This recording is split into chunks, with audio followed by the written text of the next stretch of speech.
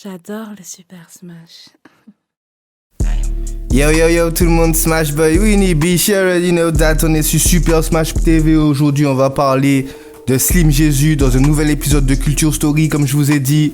C'est moi qui vais m'occuper du game aux États-Unis, tout ça, machin. Capitaine Crash va continuer avec le game aux Antilles. Donc aujourd'hui, c'est moi qui m'y colle.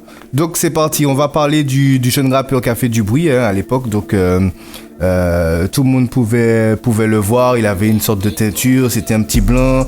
Les gens ils le comparaient souvent à Eminem. Donc moi, comme je vous disais là tout à l'heure, c'est que les gens le comparaient à Eminem, mais c'était pas vraiment par rapport à sa façon de rapper, tu vois. C'était plus par rapport à son physique et puis même par rapport à ce que je disais, à l'environnement dans lequel il était. Eminem, il est arrivé, voilà, à Détroit, tout ça, parmi les Renois, il rappait mieux que tout le monde, etc. Et ben lui, il est arrivé, il faisait de la drill, tu vois. Donc la drill, on avait l'habitude de voir des Renois avec des locks, machin, plein de trucs. Et lui, c'était un petit blanc avec des flingues, etc., etc. Donc lui, c'est vraiment la preuve que, tu vois, à cette période-là, tout le monde pouvait buzzer. Il suffisait d'avoir un petit studio, ou bien même pas un studio, juste un petit moyen de faire du son avec son portable ou quoi, une connexion internet, une caméra, et ça pouvait péter. Donc, on va revenir à lui. Donc, Slim Jesus, c'est un petit, il est né en 97, il vivait tout seul avec sa maman. Ses trois rappeurs préférés, bon, sans surprise, c'est MGK, NBA Youngboy, Chief Keef. Donc, tu vois déjà un petit peu ce que l'enfant écoutait. Donc il dit qu'en fait il voulait aider sa mère financièrement parce qu'ils n'avaient pas d'argent. Donc en 2014 il se lance sur YouTube. Il avait à peu près 17 ans et son nom de base c'était Swag Jesus. Swag Jesus ou Swag Jesus. En tout cas il s'appelait Swag Jesus. And I got my name from one of my homies started calling me Swag Jesus, and that sounded a little goofy, so I flipped it up, but it sounded cool and it made people mad, so I stuck with it with Slim Jesus. So yeah, I got the name. Donc il a sorti des clips, les clips ils ont été supprimés je crois, en tout cas on les retrouve plus, à moins que ce soit sur d'autres chaînes à côté, tu vois. Et en 2015, il sort le son qui va le faire buzzer vraiment, Drill Time.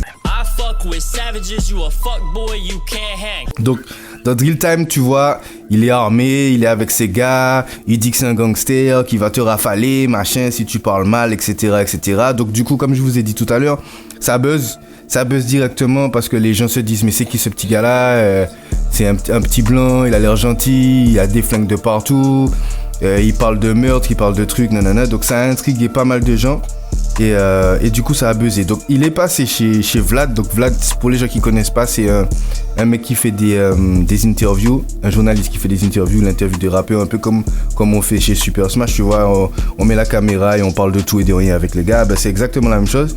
Et à un moment, Vlad lui demande est-ce qu'il est vraiment sur ce genre de style de vie, tu vois, en gros, sous-entendu, est-ce que t'es un thug, tu vois, est-ce que t'es un gangster, est-ce que tu rafales vraiment, ou bien est-ce que c'est machin, tu vois. Et donc Jésus, il dit non, il dit que non, et il est sincère totalement, il dit que non, c'est pas un thug, il connaît des gens qui sont dans ça, mais lui, il est pas dans ça. Et dans une autre interview, alors je me rappelle plus c'était dans quelle émission, mais il a dit que si tout le monde rappait ce qu'il vivait, tout le monde serait en prison. I've looked through the comments. Yeah. And there's a lot of dope comments, but Yeah. there's also the other comments. Like people have compared you to Caillou. Yeah, that shit oh my god, I get weak. How do you feel about the Caillou comparison? The Caillou thing is dope. Now the one about the dude from Malcolm in the Middle, fuck that comment. Fuck all y'all sharing that shit ain't even funny. Tu vois, donc tout à l'heure je vous parlais de ça, ça rappelle beaucoup l'histoire de Rick Ross. Tu vois, à l'époque où Rick Ross il est arrivé, il disait que c'était M.I.A.Yo, tu vois, Yayo c'est la cocaïne, M.I.A. c'est Miami, M.I.A.Yo donc c'est le boss de Miami, c'est lui qui fait rentrer combien de conteneurs à Miami avec combien de kilos de cocaïne dedans, tonnes de cocaïne, machin, que c'est le boss. Et en fait quand il s'est clashé avec 50 a mis des dossiers sur internet où on voyait qu'il était gardien de prison, tu vois. Et malgré ça, ça n'a pas été sa carrière. Mais bon, ça, on va en parler à côté. Donc bref, en tout cas, pour revenir à Jésus, du coup, quand il arrive, donc il buzz, tout le monde se demande qui c'est, blablabla. Et après, il commence à dire partout que non, c'est pas un gangster, tout ça. Il y a plein de gens qui ont réagi à ça. Comme je disais tout à l'heure, The Game même, il en a parlé. The Game, il en a parlé, il disait que il a peur pour cette génération qui joue avec ça parce que demain quelqu'un peut mourir. Enfin bref, je vais vous mettre l'extrait. I think that Slim Jesus either really better be fucking killing or he's gonna get his ass smoked. I worry about kids these days rapping about things that they're not really about. I mean, Mais Jésus, lui, il s'en foutait, il continue d'envoyer ses sons, tu vois. Voilà, appelle Jésus, parce que je sais pas si on dit Slim Jésus ou Slim Jesus, mais en tout cas, Jésus, il continue d'envoyer ses sons. Et donc, il n'y avait pas que les gens du mouvement qui étaient un petit peu dubitatifs, hein. Il y a les gens dans la street même qui étaient saoulés. Une fois, il était sur scène, il y a un rappeur qui s'appelait Black Jésus qui est monté sur scène. Il a pris le micro dans ses mains, il lui a mis un gros coup de pression en mode « Ouais, tu fais pas du vrai rap, faut que tu supportes le vrai rap » ou un truc comme ça. Je vais essayer de vous trouver la vidéo. Support real hip hop, bitch. Et sur la vidéo, tu sens que Jésus, il est pas bien, tu vois. Tu sens qu'il a peur, il rigole comme un con, il veut garder la face, tu vois, il check ses gars, tout ça, il fait le malin, machin, mais il a peur. Tu sens dans son visage qu'il est pas bien. Et après, il va refaire une interview après où on va lui demander ce qui s'est passé ce soir-là. Il va simplement dire que ouais, on s'en fout, fuck missier, les gens sont prêts à faire n'importe quoi pour avoir du buzz, bref. Donc il a été 10 par des gars du mouvement, il y a des gars de la street qui l'ont 10, il y a un gars de Chicago, un petit de Chicago qui s'appelait Lil Mouse, je sais pas si vous vous rappelez de lui. Il a fait justement, il a clashé sur son propre morceau, il a repris l'instru de Drill Time et il dit que voilà, que c'est pas un gangster, que dans ses clips il y a des gars de Chicago, mais les gars de Chicago c'est des gentils garçons, les gars qui sont dans ses clips. Enfin bref. Et Jésus, il va jamais répondre. Toutes ces attaques-là, il va jamais répondre. Tu vois, dans ses sons, il disait que si tu parles mal, il arrive, il te rafale et tout. Dans la réalité, il a jamais répondu. Et encore une fois, il va donner une interview où c'est sûr, les chroniqueurs, les intervieweurs, ils vont lui poser la question. Ouais, est-ce que tu as entendu tel ou tel clash, tel ou tel truc?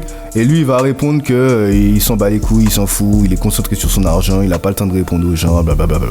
Bref. Donc il va sortir sa première mixtape, Most Hated, donc en gros ça veut dire le plus détesté, le nom de sa mixtape c'est ça. Et il continue à faire sa fanbase montée, etc., où il va être contacté justement après par des labels.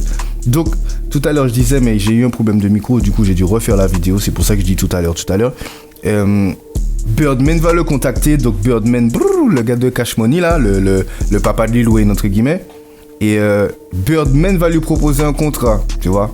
Birdman va lui proposer un contrat. Donc moi à l'époque, je me suis dit, ah ouais putain, Birdman lui propose un contrat, frère, Birdman, alors que tout le monde sait que Slim Jésus c'est un faux, tu vois. Mais après, avec le recul, en fin de compte, quand vous regardez bien Birdman, la carrière de Birdman en tant que producteur, c'est pas un grand directeur artistique, tu vois. Lui, il va juste voir si t'as du buzz ou un truc, il va te signer. Par exemple, il avait signé Bow Wow chez Cash Money. Pourtant Bow Wow il a un gros problème de direction artistique, tu vois.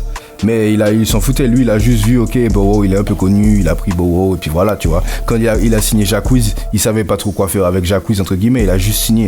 Donc à mon avis Slim Jésus c'est ça, il s'est dit ah ouais, c'est un blanc, on sait tous que voilà, quand t'es blanc dans l'industrie, si t'arrives à faire les bons moves, tu passes un peu plus partout que les renois. Donc il s'est dit ok, c'est un blanc, je vais le prendre. En plus, nous, il y a vraiment des gangsters dans mon écurie.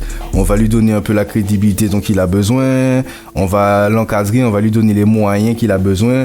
Et ça va péter. Moi, je pense que c'est comme ça que Birdman, il a réfléchi, tu vois. Parce que c'est pas comme... Birdman, c'est pas un gars qui va t'amener en studio, qui va s'asseoir avec toi, qui va te dire, ouais, va dans cette direction-ci, va dans cette... Lui, il pose l'argent sur la table. Et puis voilà, c'est tout. T'as besoin de combien pour me rapporter de l'argent? Ok, il te donne ça. C'est pas Lil Wayne, tu vois. Lil Wayne, il est arrivé, il a fait Young Money, il a emmené tous ses artistes au studio. D'ailleurs, je pense que je vais faire une vidéo sur Young Money. Ça a sorti Drake, ça a sorti Tyga, ça a sorti Nicki Minaj, ça a sorti plein de trucs, tu vois. Bref, donc on revient à Jésus. Donc Jésus, lui, étonnamment, il dit non. Donc pourquoi je dis étonnamment, c'est pas qu'il dit non à Birdman, hein, c'est qu'il dit non à toutes les propositions de contrat qu'il a eu. D'ailleurs, 1 ou 2 semaines après, on le voit, il brûle un contrat qu'on lui avait proposé en disant qu'il veut rester indépendant, que signer ça le dérange, ça l'intéresse pas, il veut faire son propre argent tout seul, blablabla. Bref. Donc il dit non à toutes les propositions de contrat, mais je crois qu'en 2008 il va quand même signer dans un label, donc je crois que c'est Rubber Band Cartel ou Rubber Band Records, je sais pas, et donc il va sortir son album Against All Odds. mais ça va beaucoup flopper. Les gens n'ont pas en ça, les gens l'écoutent plus, les gens n'étaient pas sur ça. Il y a plein de sons, après il envoie plein de sons, mais les gens sont pas sur ça. Et en fait, c'est quoi le problème avec Jésus? Tu vois, il y a Alitox qui disait que en gros, il pense que le problème avec Jésus, c'est pas qu'il est arrivé et qu'il soit fake. Parce que surtout maintenant, tu vois, 2022, même à cette période, c'était quoi, 2015, voilà, ça commence à changer, les gens ils s'en foutaient, tu vois. Juste avant, il y a eu Rick Ross avec 50, comme je disais tout à l'heure. Tout le monde savait que 50 c'était un mytho, que Rick Ross c'était un mytho, mais tout le monde écoutait Rick Ross quand même, tu vois. Donc le problème c'est pas d'être fake, mais ils disent qu'en gros le problème avec Jésus c'est qu'il a été trop vrai, tu vois. Il a été trop vrai, il est arrivé direct dès que ça a buzzé, il a dit que tout ce qu'il disait c'était faux, tu vois. Comme et en fait il fallait pas, il aurait dû peut-être laisser planer le doute sur son buzz et après soit entre guillemets démentir en disant que non il est pas vraiment dans ce genre de choses là, ou bien sinon aller vraiment dans le créneau et rentrer vraiment en mode gangster. Par exemple 6ix9ine, en vrai on peut dire ce qu'on voulait, 6ix9ine c'est pas un mytho en soi, tu vois, c'est un gars qui est allé dans ce genre de style de vie pour imager sa musique, etc.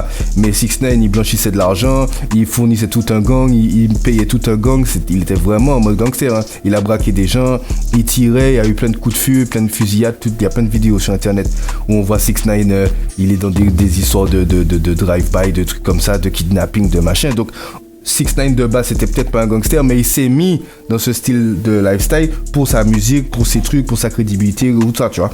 Et on va reparler des YBN, tout ça, YBN Namir, là, le chabien là, qui a buzzé à l'époque où Take buzzé, là, le gars qui avait une tête de gentil garçon là, mais qui tirait sur tout le monde là.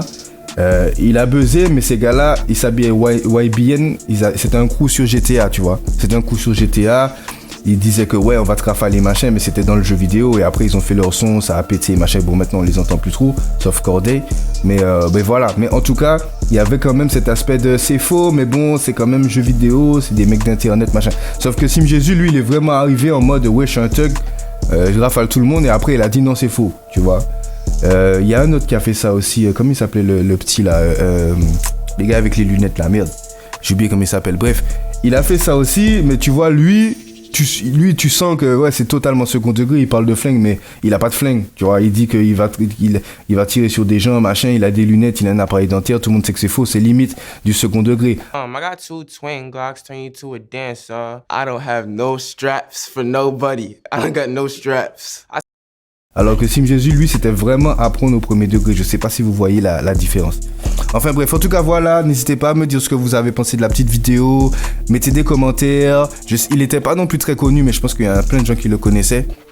Donc dites-moi ce que vous pensez de lui, si je me suis trompé sur certains points, s'il y a des points à éclaircir en commentaire, abonnez-vous, laissez des commentaires, surtout abonnez-vous, partagez la vidéo parce que ça lui donne une réelle force. Big up à tous les gens qui taffent avec moi ou qui sont avec moi ou qui taffent pour moi ou avec moi sur Super Smash TV.